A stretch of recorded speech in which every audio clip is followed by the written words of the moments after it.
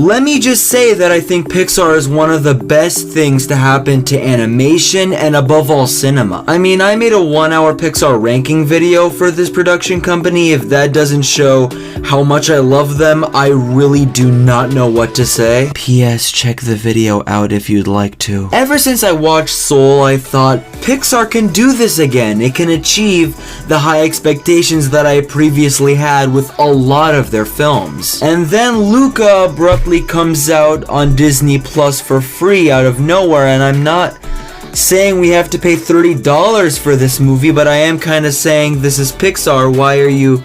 This is not a direct-to-DVD Disney sequel. And next time, don't leave your post! Shame on you, Disney. Shame on you. Me? You think this is funny? In a cosmic sort of way, yes. Well, Mr. Funny Man, is this how you get your sick kicks? What? It's just an ordinary crabby... Oh my goodness!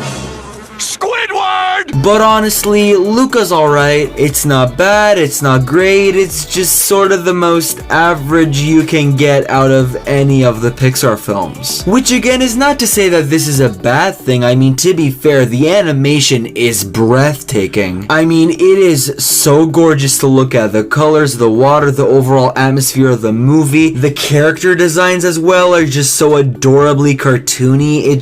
It looks fantastic. This film honestly looks really similar to that Pixar short they made called La Luna, where they sort of have the same look and vibe, which might be because it's from the same director that made this movie. Pretty cool, right? There's also a really good animation detail that I honestly really like, which was whenever they would turn into the sea monsters and then the humans, I don't know, something about how they could fluidly transition with the animation they have, leading to some cute moments and some really clever ideas. The acting as well is honestly really great. Both Jacob Tremblay and Jack Dylan Grazer and pretty much everybody in this film give honestly really stellar performances. Sky, clouds, the sun. Whoa, don't look at it. Just kidding. Definitely look at it.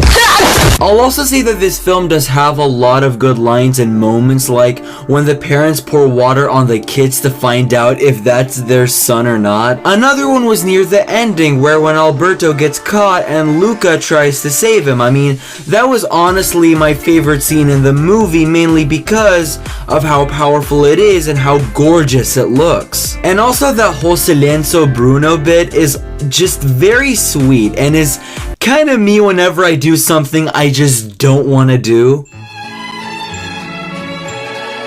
Silencio Bruno. Silencio Bruno. Silencio Bruno.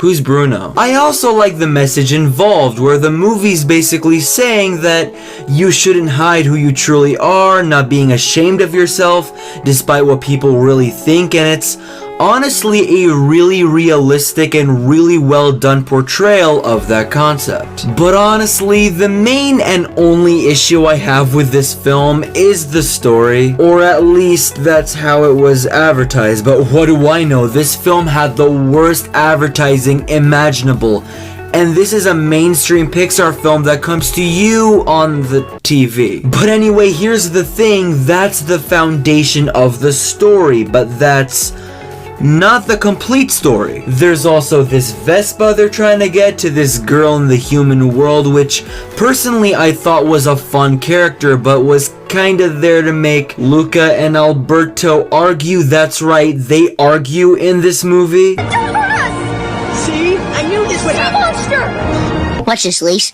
You can actually pinpoint the second when his heart rips in half.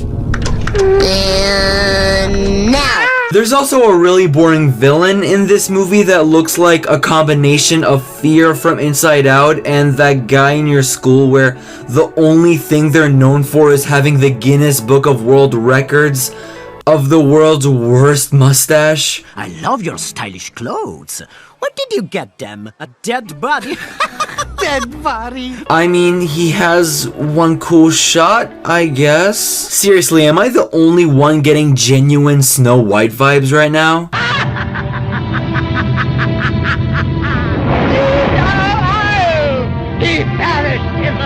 But overall, he's just a basic bully character to further something. I guess because the moment he shows up, I don't even know what the story is about at this point. The story to this film is both so predictable yet so confusing because you legitimately do not know what's going on or why it's even going on. Like, back to the whole argument thing, like they had this whole argument, right? And my entire reaction was, You're basic. It's a human insult. It's devastating. You're devastated right now. like, is this also a coming out story? Because I thought this was a literal fish out of water story, and then a story about friendship to a coming of age story, and then a story about a race to get a Vespa, and then a story about a... Because if so, that's not the direction they should have went for. But overall, Luca's a really cute movie. I don't know why I was sort of trashing it just now, because it is a really good kids movie with likable characters, so I obviously recommend it for that. And by the way, if you like this movie, that's more than fantastic, and obviously I get why a lot of people really enjoy this movie. So I'ma give Luca a 7 out of 10. I mean, is it as bad as Cars 2 and The Good Dinosaur? Not by a long shot, but I feel like this film just isn't for me on a personal level compared to all the other Pixar movies. But if I had to rank it, I'd probably put it on a C tier, and maybe in terms of numbers, maybe number 17 between Cars and Toy Story 4.